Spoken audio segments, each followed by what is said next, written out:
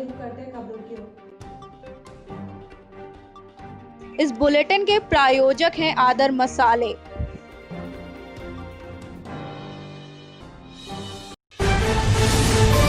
Lucknow commissionerate के अंतर्गत IPS Shalini ने समाज में हो रहे महिलाओं पर साइबर अपराध को देखते हुए साइबर एक्सपर्ट से की खास मुलाकात और अपराधों से बचने के साथ साथ साइबर अपराध को रोकने पर की खास बातचीत।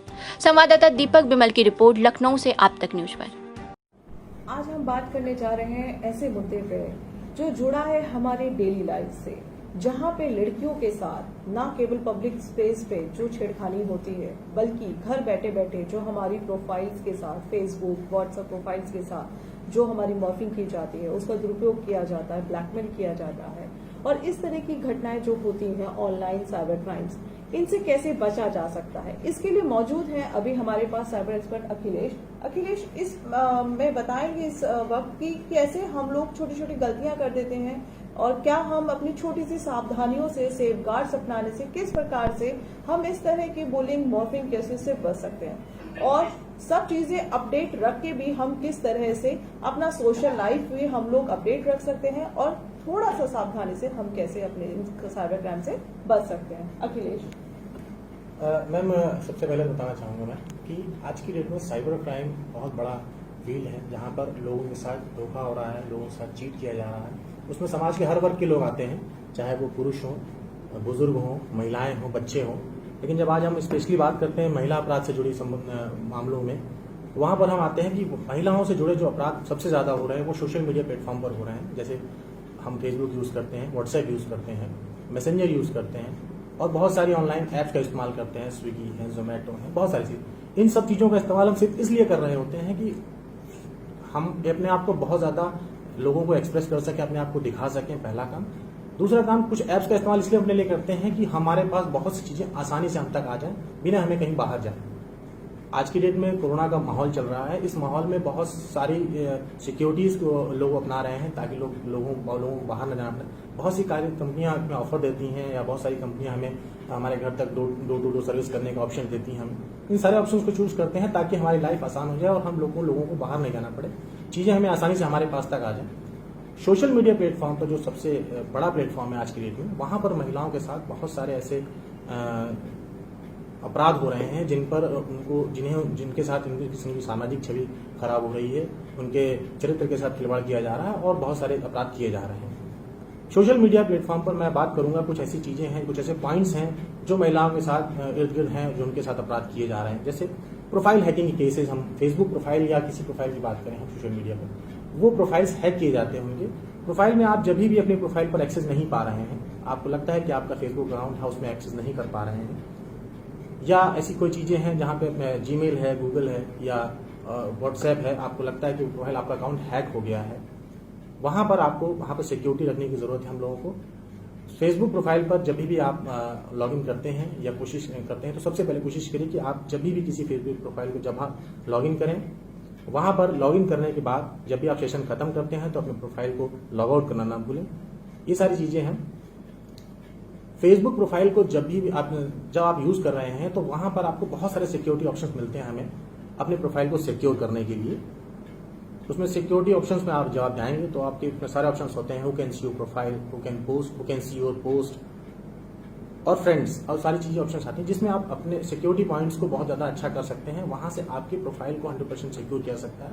आज के डेट में फेसबुक ने एक नया ऑप्शन लॉन्च किया, प्रोफाइल लॉकिंग का। जब आप प्रोफाइल लॉकिंग के ऑप्शन को क्लिक कर लेते हैं तो वहां पर आपके डीपी को, आपकी प्रोफाइल को ना कोई कॉपी कर सकता है, ना ही कोई स्क्रीनशॉट ले सकता है। ये एक अच्छा ऑप्शन है अपनी प्रोफाइल को सिक्योर करने के लिए, क्योंकि आज की डेट में हम बहुत ज्यादा कोशिश करते हैं कि हम जो भी पार्टीज करते हैं या हम कहीं बाहर घूमने जाते हैं या हम कोई नई चीज खरीदते हैं या हम किसी के साथ मिलते हैं तो वो सारी चीजें कैप्चर करते हैं फोटोज के रूप में, और उन कैप्चर की फोटोज को हम सोशल मीडिया प्लेटफॉर्म पर पोस्ट करते हैं। जब हम पोस्ट करते हैं तो हम अपनी सिक्योरिटीज का ध्यान नहीं रखते हैं और चीजों को पब्लिकली पोस्ट कर देते हैं। इन चीजों का फायदा जो हैकर्स हैं या जो फ्रॉडस्टर्स हैं इसका इस्तेमाल करते हैं, हमारी फोटोज को चोरी करते हैं, उनके साथ जो चोरी करके वो हमारी इन्फॉर्मेशन को चुराते हैं, वहां से हमको जो है साइबर अपराध का हम शिकार हो जाते हैं। उसके बाद उसमें बहुत सारे, उसी में से एक ऑप्शन आता है फोटो मॉर्फिंग का। फोटो मॉर्फिंग एक ऐसा चीज है जब हम अपनी फोटोज को सोशल मीडिया प्लेटफॉर्म पर पोस्ट कर रहे होते हैं हम सिक्योरिटी का ध्यान नहीं रख रहे हैं अगर इन केस, वहां पर वो लोग हमारी फोटोज को चुराते हैं। फोटोज को चुराने के बाद हमारी फोटोज को न्यूड बॉडी के साथ कनेक्ट कर देते हैं, मॉर्फ कर देते हैं, मॉर्फिंग की फोटोज को पॉर्न साइट पर पोस्ट करते हैं।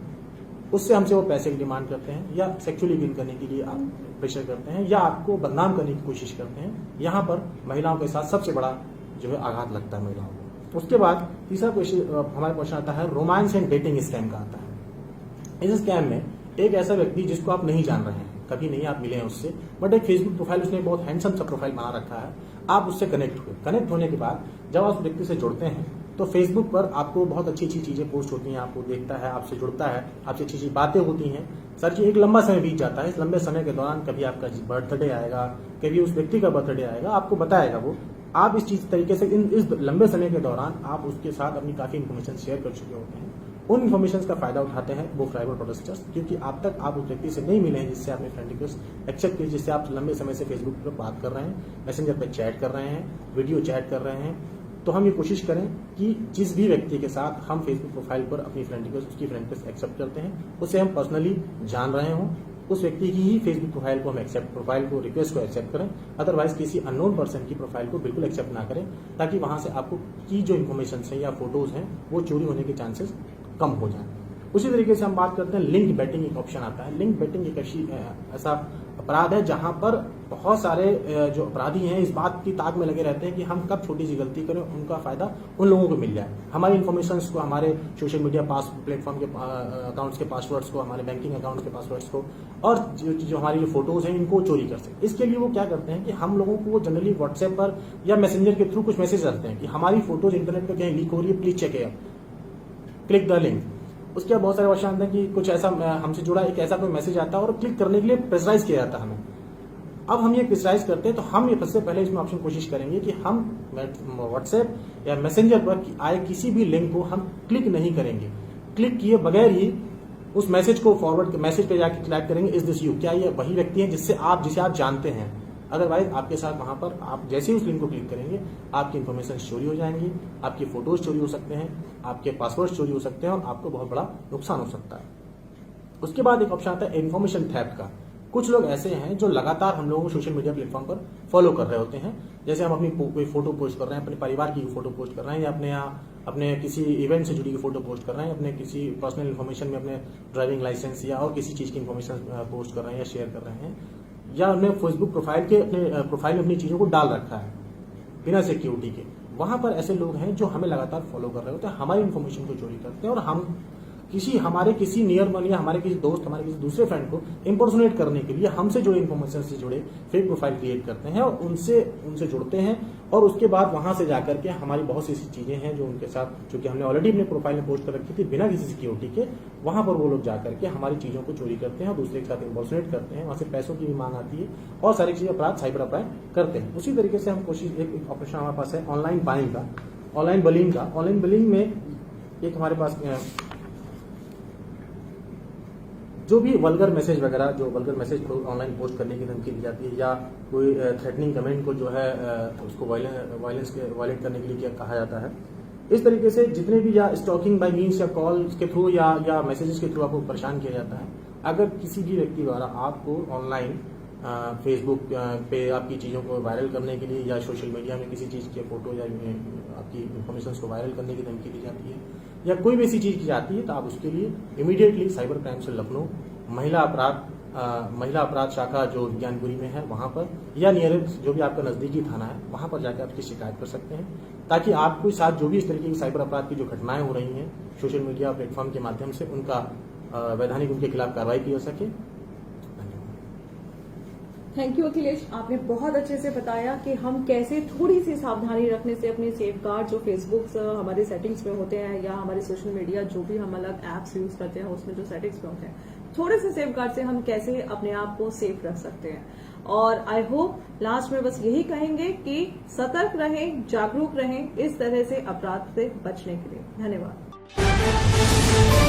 डंपर की चपेट में आने से बाइक सवार युवक की दर्दनाक मौत। बंथरा थाना क्षेत्र के नूर नगर भदरसा में एसडीएम आरएफ के पास सिसंडी बिजनौर मार्ग पर डंपर की टक्कर से एक बाइक सवार युवक की दर्दनाक मौत हो गई। प्राप्त जानकारी के अनुसार मोहनलालगंज थाना क्षेत्र के मीनापुर गांव के रहने वाले राजू शुक्ला का बड़ा बेटा सौरभ शुक्ला सरोजनी नगर के बिजनौर में एक निजी कंपनी में पहले दिन नौकरी करने जा रहा था। बंथरा थाना क्षेत्र के नूर नगर भदरसा के पास सिसंडी बिजनौर मार्ग पर एसडीएम आरएफ के पास बुधवार की शाम लगभग 7 बजे सौरभ की बाइक बीच सड़क पर खड़े डंपर से टकरा गई। बंथरा पुलिस ने मौके पर पहुंचकर युवक को सरोजनी नगर सीएससी पहुंचाया। वहां से डॉक्टरों ने उसे ट्रामा सेंटर रेफर कर दिया, जहां गुरुवार को युवक ने दम तोड़ दिया। राजू शुक्ला ने बताया कि उनके परिवार में पत्नी संगीता के अलावा छोटा बेटा आदेश है। बड़ा बेटा सौरभ ही घर का एकमात्र सहारा था। जैसे ही युवक का शव मीनापुर गांव पहुंचा, गांव में हाहाकार मच गया। वहां पर मौजूद हर व्यक्ति की आंखें नम थी। वहीं सौरभ के अंतिम संस्कार में क्षेत्र के कई गाँवों के तमाम लोग मौजूद थे। अब सवाल यह उठता है कि जहाँ एक तरफ योगी सरकार सड़क सुरक्षा को लेकर रोज नए नए कानून बना रही थी और लगातार अभियान चलाकर लोगों को जागरूक कर रही थी, वहीं रोड पर खड़े वाहन आम जनता के लिए जानलेवा साबित हो रहे हैं। अगर बात करें डंपरों की, तो लगभग 60% डंपरों में बैकलाइट व इंडिकेटर काम ही नहीं करते। इन बातों को लेकर परिवहन विभाग एवं पुलिस प्रशासन लापरवाह बना हुआ है। घटना के प्रत्यक्षदर्शियों के अनुसार अगर डंपर में बैकलाइट व इंडिकेटर जल रहे होते तो शायद ऐसी दर्दनाक घटना न होती। लखनऊ से आरएस तिवारी की रिपोर्ट आप तक। नाबालिग दलित लड़की की गैंगरेप के बाद हत्या, पोस्टमार्टम में हुआ खुलासा। जिले के सत्रिक गांव की एक दलित किशोरी का शव खेत से बरामद हुआ था। पुलिस अधीक्षक और एएसपी आरएस गौतम ने पोस्टमार्टम रिपोर्ट से खुलासा किया है कि इस युवती की गैंग रेप के बाद हत्या कर दी गई थी। पुलिस ने मामले में 4 लोगों को हिरासत में ले लिया है, जिनसे पूछताछ की जा रही है। अपर पुलिस अधीक्षक आरएस गौतम ने बताया कि एक व्यक्ति ने बुधवार शाम थाने में शिकायत की। लगभग 4 बजे उसकी पुत्री धान काटने गई थी और देर शाम तक नहीं लौटी, तो ढूंढने गया और खेत में उसका शव मिला। आरएस गौतम ने बताया कि हत्या के साथ दुष्कर्म की धारा भी एफआईआर में बढ़ा दी गई है। उन्होंने बताया कि सूचना पर स्थानीय पुलिस ने मौके पर पहुंचकर आरंभिक साक्ष्य एकत्र किए और मुकदमा दर्ज किया है। परिजनों के मुताबिक लड़की के दोनों हाथ बंधे थे। चेहरे पर खरोच के निशान के साथ उसके प्राइवेट पार्ट से कपड़े गायब थे। लड़की अर्धनग्न अवस्था में मिली थी। लखनऊ से आरएस तिवारी की रिपोर्ट। जिस महिला के अपहरण और हत्या के झूठे आरोप में निर्दोष युवक ने 14 माह काटी जेल, वह 2 साल बाद मिली जिंदा। उत्तर प्रदेश के उन्नाव में एक हैरान करने वाला मामला सामने आया है। यहाँ 14 माह तक जिस महिला के अपहरण और उसकी हत्या करने के जुर्म में युवक ने जेल की सजा काटी, वह महाराष्ट्र में रहकर जॉब कर रही थी। महिला ने एटीएम जारी करवाया था, जो उन्नाव के पते पर डिलीवर हुआ। एटीएम डिलीवर होते ही परिजन में हड़कंप मच गया, जिसके बाद पुलिस को जानकारी दी गई। पुलिस ने सर्विलांस की मदद लेकर जांच की तो सभी को पूरे स्क्रिप्ट समझ में आ गई। 13 अक्टूबर को पुलिस ने महिला को कानपुर सेंट्रल रेलवे स्टेशन से गिरफ्तार किया और गुपचुप तरीके से उन्नाव वापसी कर रही थी। सदर कोतवाली क्षेत्र के मोहल्ला जुरखन खेड़ा के रहने वाले योगेंद्र कुमार ने 22 मार्च 2018 को अपने एक मित्र प्रमोद वर्मा पर पत्नी श्रद्धा अवस्थी को भगा ले जाने का आरोप लगाया था। पुलिस रिपोर्ट में बताया था कि 8 मार्च 2018 को करीब 4 बजे प्रमोद उसकी पत्नी को बहला फुसलाकर कहीं भगा ले गया था। इस बीच 2 अप्रैल 2018 को आसीवन थाना क्षेत्र के शेरपुर कला गांव के पास एक युवती का जला हुआ शव मिला। महिला की शिनाख्त न होने पर पुलिस ने 72 घंटे बाद अंतिम संस्कार करवा दिया। योगेंद्र को अज्ञात महिला के शव मिलने की सूचना मिली। उसने 27 मई 2018 को फोटो, कपड़े, चूड़ी देखकर अपनी पत्नी के रूप में पहचान की।